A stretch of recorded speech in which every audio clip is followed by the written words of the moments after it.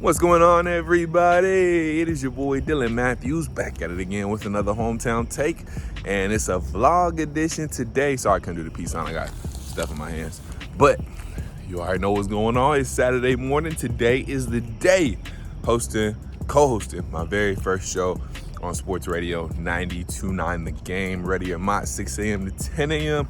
It's about that time. It's close to being 5:20 in the morning. I'm about to pull up to the station right now. You can see what we got going on. We in Atlanta, we in Midtown, heart of Midtown right here. But getting to the station a little early, just to get through some final research and tighten up a couple of loose screws here. So we'll see if Thomas is here. I'm not sure if he's here yet.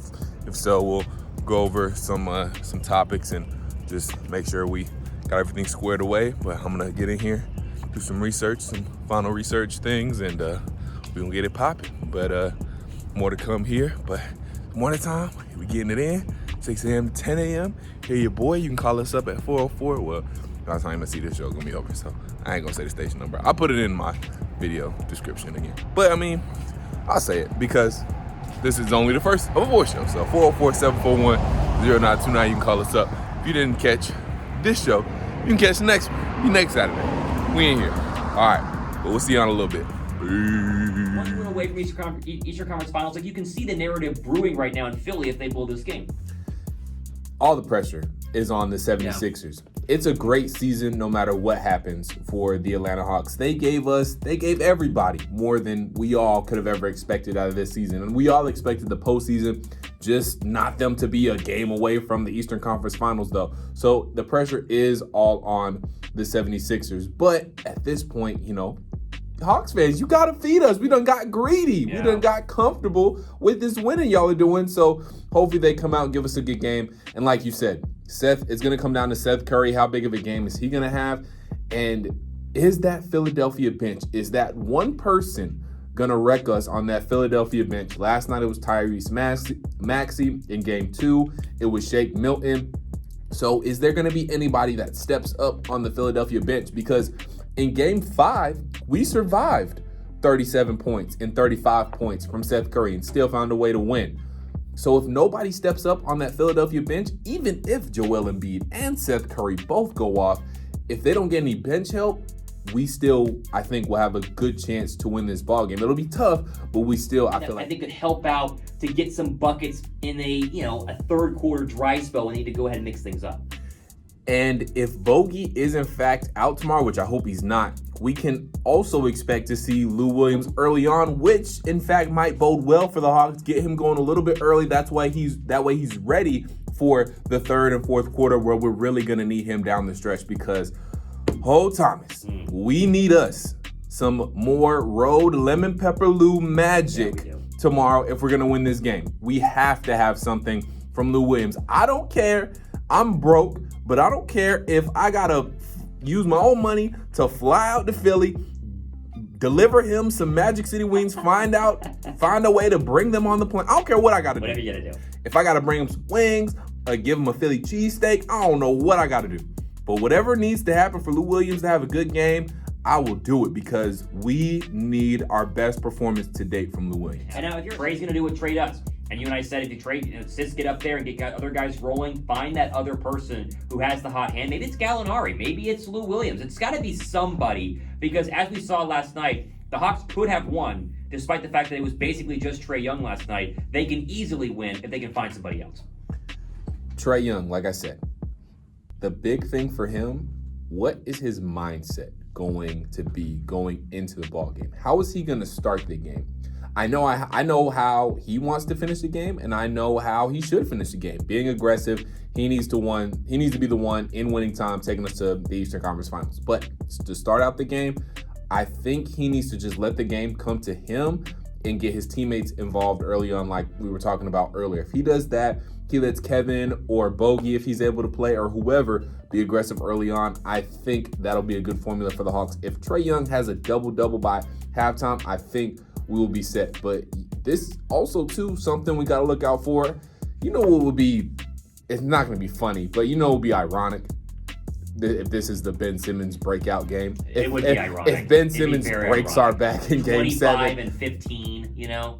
He finally decides, hey, I'm going to be aggressive and go to the basket. You know, that would just be so ironic. When we barely talked about Ben's confidence, those are definitely going to be options tomorrow. Get the fans out of the ball game too if you go hack a Simmons early on. Now that you say that, you slow the game down. You kind of slow down the flow of the game. If the game's not going in your favor. Now, obviously, if you are out to a big run and stuff, then you don't need to worry about that. But if early on, you know, the Sixers come on the big run. If you're trying to slow the game down, take the flow out, take the momentum out, take the air out of the building a little bit, maybe, like you said, you do go hack a Simmons a little early. So that could be something to look out for sure. Like I said, that's a fragile fan base right now. They are very nervous and worried up in Philadelphia that they're going to blow this to the Atlanta Hawks. It's a tough thing for them to swallow. If you could get the fan base to freak out early, it's big. Do you think any chance Doc could get fired if they lose tomorrow?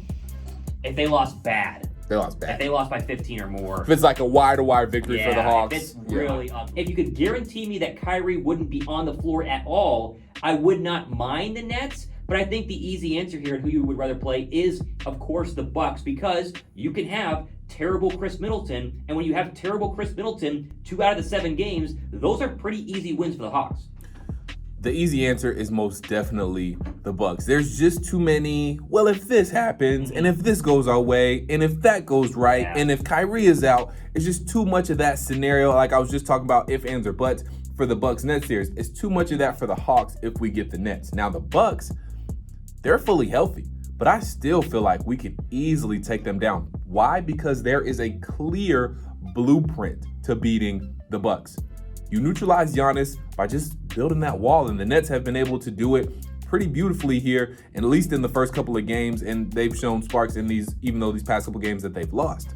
You build a wall around Giannis, make him take that jump shot. It's kind of like a lesser version of Joel Embiid, because Joel Embiid can, you know, get hot and knock down jumpers. Giannis, we're not. If Giannis makes his shots all through the series, if it is Bucks and Hawks, you just tip your hat. Right. It wasn't your series to begin with.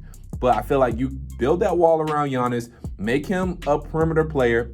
You can do it. I would even be comfortable with, obviously, Clint Capella guarding Giannis, but I could even see John Collins having success against Giannis, just how Blake Griffin is, just because he can move his feet a little bit better. Because there was a funny video out on Twitter. Giannis has like no moves out on the perimeter. At all. He was just dribbling, going between his legs every now and then he had to like back up and then he just try to kind of like bull rush you to the basket. And I think John Collins, we saw him even last night. John Collins has turned into a pretty good defender. He's good at going straight up, getting blocks. He's even good recovering if you're able to get a step on him or so. So I would even be comfortable with John Collins guarding Giannis Antetokounmpo. So I think there's a clear blueprint to beating the Bucks, not so clear to beating the Nets, because like you said, KD's going to go off for his. We don't know how well that hamstring is going to heal from James Harden, and we don't know the status of Kyrie. Just too much has to go right for us to be able to even stand a chance against the Nets when there is a clear blueprint to beating the Bucks. Well, listen, regardless of because I mean, you talk about Giannis in Game 6 versus Durant in Game 6, it's night and day different how much better and how much more of a score. And I don't know who's going to guard him either. I mean, who's going to guard Durant? I mean, back and forth. It'd be a lot. You have to mix in everybody would be in there. Yeah, Kevin Huerter would probably have his shot. John Collins would probably have his shot.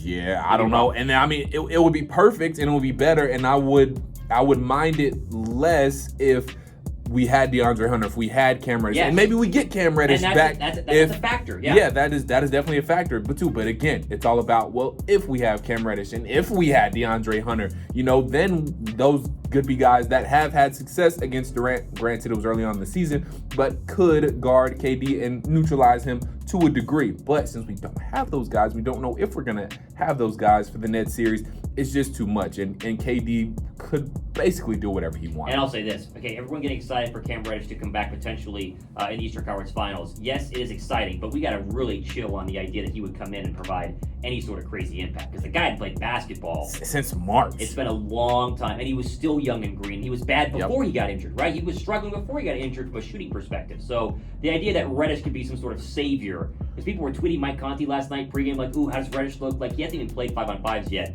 It's a big ask for him to come in and be a factor. And it's not, and we have to remember, guys, this is the playoffs. Yeah. And if Cam Reddish would be coming in, he's coming into the Eastern Conference Finals. His first ever taste of playoff basketball would be in the Eastern Conference Finals. That's a big ask for a second-year guy. That's a lot to ask from him. He would have to get used to playing in playoff basketball. He would have to get used to playing, just this different aura of brand of basketball and just get used to playing basketball again, meaningful basketball. So to say, Cam Reddish could be this, Cam Reddish could be that, we got to slow your roll on that. Well, we got to slow our roll because the Hawks got to win tomorrow night. But I will say that if you're just joining us, all of us are going to pick the Hawks, right? We're all taking the Hawks to go ahead and win tomorrow. I think the question really is going to be, what does tomorrow's game look like if you were going to give a prediction? Is it Hawks lead the entire way? Is it a close back and forth battle? Do the Hawks provide a comeback? Where are you going to go with this one, Dylan? Hawks make 17 threes, shoot above 40% from the three-point line, play a complete game, and we get double-figure performances from obviously Trae Young, Kevin Huerter, Clint Capella, and Lou Williams. Okay, and they win by how much? I'll give me Hawks by 5. Go ahead and win the game. What are you gonna do? I mean, we can only break it down so many ways. I think Hawks win tomorrow. You say Hawks by 5 or 6. Yep, I'm saying Hawks. Man, I want to say Hawks by 8, but that's very confident. Very confident overall. Yeah, but that's okay Hawks though. By 8. Hawks by 8. There you go. One thing about Atlanta, we gotta believe tomorrow. Support this team. We talked about it earlier. We've been through the hurt. We know what it feels like to blow leads and blow series, and Braves last year, they blew the 3-1 thing, all that good stuff. But this team has given us belief, and they've showed us and proved to us that they're gonna keep fighting. They're never gonna quit. So we can't quit on this team now just because, we wanted them to finish it off in 6. Just because they didn't do it doesn't mean they still can't do it. They still have an opportunity tomorrow to go to the Eastern Conference Finals, take down the number 1 seed. Atlanta has to believe in their team tomorrow. I know I just went on the whole rant about believing. Even if the Hawks do lose, we still have to embrace this team. And this team, this is only year 1 of them really being competitive. They have so much farther to go. Travis Schlenk obviously has done a great job putting together this team. I have all the trust in Travis Schlenk that he'll continue to put together great teams. But yeah, we just have to believe. Like they put on the shirts, like the hashtags, actually embrace this team, believe in this team, and who knows what they can do. Trae Young been on an absolute tear so far in the postseason. All right, so that was it. That was my time. I just threw a couple clips in there, giving you guys some takes on the Hawks I knew you guys would probably enjoy. And I just realized it's like way later in the day now. It's like 8:30, and I'm putting together the vlog now. And I was about to finish and put it all together, and I realized that didn't really end it. I just put my last take in there. So here's the ending. That was the vlog. Hope you guys enjoyed it. Like I said, just put some Hawks takes in there that I thought all my Hawks people would enjoy, since it is playoff time and Game 7 is tomorrow night at 8 o'clock. Like I said, I will be live for that game on YouTube. So I'm so glad you guys watched the vlog. Hope you guys enjoyed it. Comment your thoughts down below. Like this video. Comment your thoughts. Subscribe to the channel if you haven't already. And it was a blast. First show went fairly well. Got some things I want to work on, but we'll tighten that up next Saturday. So next Saturday I'll be on again 6 a.m. to 10 a.m. and I'll be on for the next 3 Saturdays, including next Saturday. So you can catch me if you miss me next 3 Saturdays, 6 a.m. to 10 a.m. live. We'll start to take callers. I know we didn't take callers last show. We'll definitely start to try and take some callers. This show is kind of a packed show, so we didn't really have any chance to fit any caller segments in, but we'll definitely get that going for you guys. But yeah, so hope you guys enjoyed the vlog. Like this video, comment your thoughts, subscribe to the channel. I'll be live for Game 7 tomorrow. I'll start the live at 8 o'clock, so you guys tune into that. We'll see if we can get this thing going. But yeah, appreciate you guys watching. We'll be on the next 3 Saturdays on 92.9. And I will put the link to make sure you can go back and listen to today's show. If you want to go back and listen to the whole thing, I will drop the link in my description box to be able to go back and listen to all 4 hours with me and your boy Thomas Mott. So I'll do that. And yeah, that's the end of the vlog. Appreciate you guys watching. One more time, like, comment, subscribe if you haven't already. And until I talk to you guys tomorrow, peace.